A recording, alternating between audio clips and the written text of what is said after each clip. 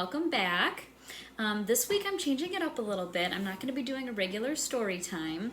Instead, I'm going to go over a couple of different sensory activities that you can do at home that are great for learning and development. And everything that we're going to use today you can find either at home or at your local dollar store, and they just take a few minutes to make. It's kind of cold to do them outside, but if you have a big bin you can put them in, or some sort of tray you can put it on, that'll help with the mess. But I'm gonna head over to my kitchen and we'll get started. Okay, so the first thing we're gonna be making today is dish soap color foam. So these are the only ingredients you'll need.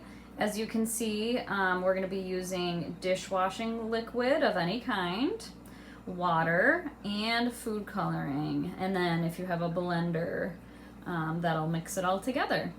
So we're going to put a half a cup of water into our blender. And then we're gonna put 1/4 a cup of the dishwashing liquid.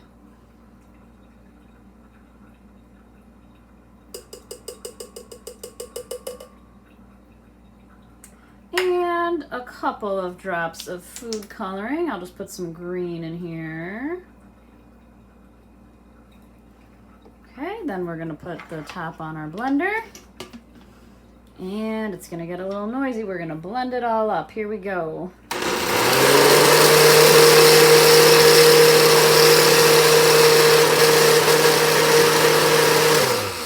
Okay, let's check on our foam.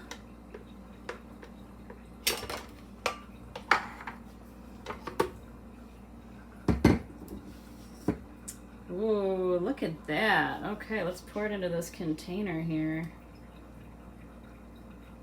Wow.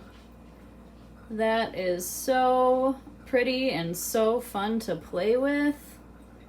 And you can mix different colors. Just wash that out and put a different color in there. But as you can see, we have this beautiful foam. You can put different items in there to hide it. All right, so that's our first project. Okay, next we're gonna be making edible Play-Doh.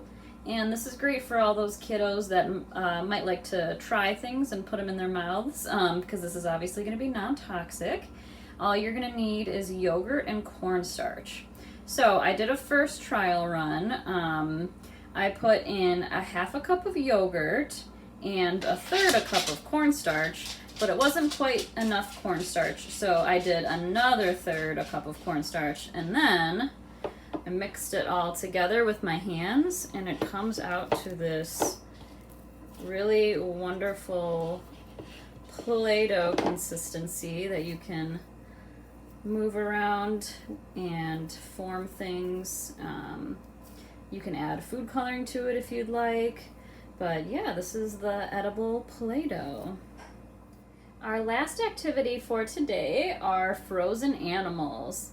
So these would be great to play with on some sort of sensory tray. It's fun for a winter theme, or if you can find just any little toys at your house, that would work. And you're just going to need an ice cube tray.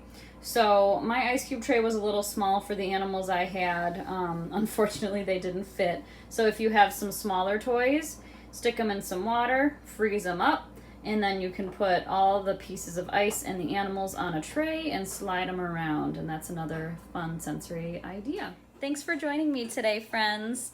I will put the ingredients for all of these items underneath the YouTube video if you want to try them at home. Otherwise, I will see you for a regular story time next week. Have a great week.